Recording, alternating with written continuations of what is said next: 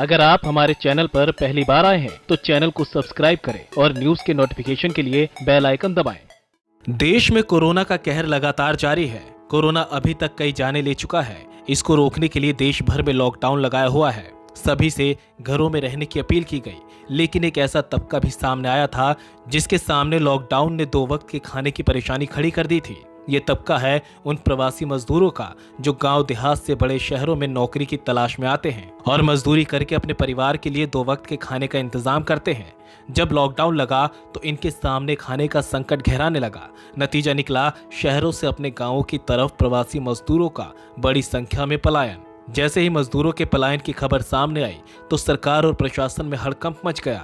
सरकारों और सामाजिक संस्थाओं ने ऐसे मजदूरों के लिए खाने की व्यवस्था शुरू कर दी जिनके सामने खाने की परेशानी खड़ी होने लगी थी। सभी लोगों ने अपने स्तर पर लोगों की मदद शुरू की। मदद करने वालों में एक चेहरा है सत्यदेश राष्ट्रीय मासिक पत्रिका के संस्थापक मंजूर आलम का, जिन्होंने दिल्ली में रह रहे गरीब लोगों को परेशानी में देखकर 2 अप्रैल से मजदूर और गरीब तबके के लोगों के घरों में राशन पहुंचाने की जिम्मेदारी उठाई, जिसे वो लगातार अभी तक निभा रहे हैं। जब मंजूर आलम से इस बारे में बात करनी चाहिए तो उन्होंने इस बारे में कुछ भी कहने से मना कर दिया। उनका कहना है कि मदद को मदद की तरह से करें। वो लोगों की मदद के लिए ये काम कर रहे हैं, ना कि लोकप्रियता पाने के लिए। मंजूर आलम का कहना है कि ऐसे समय में मंदिरों में बत्ती जलाने या मस्जिदों में 5 वक्त की नमाज पढ़ने से बेहतर है विपदा के वक्त मजदूरों के घरों को रोशन करें और 2 वक्त का खाना पहुंचाए। इतना ही नहीं, उन्होंने निजामुद्दीन में बने मदर टेरेसा अनाथ आश्रम में भी मदद के लिए हाथ बढ़ाए। साथ ही राशन और अनाथ आश्रम में रह रही युवतियों के लिए जरूरत का सभी सामान पहुंचाया। ऐसे वक्त में स्पेशल कमिश्नर और एडीजीपी आईपीएस रोबिन हिब्बू भी उनके साथ थे।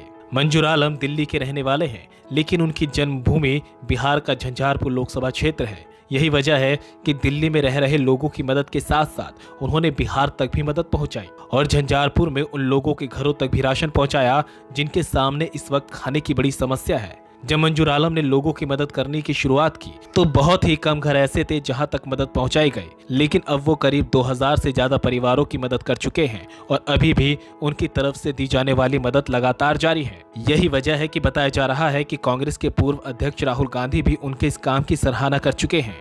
मंजूर आलम खुद तो लोगों की मदद कर रहे हैं, साथ ही उन्होंने लोगों से भी अपील की है कि सभी अपने स्तर पर जितनी हो सके ऐसे परिवार की मदद करें जो अपने लिए 2 वक्त की रोटी भी नहीं जुटा पा रहा। साथ ही उन्होंने कोरोना को खत्म करने के लिए पीएम मोदी की तरफ से उठाए गए कदमों की भी सराहना की है और लोगों से लॉकडाउन का पालन करने और घरों में रहने की भी अपील की। ब्यूरो रिपोर्ट, लोकतंत्र टीवी।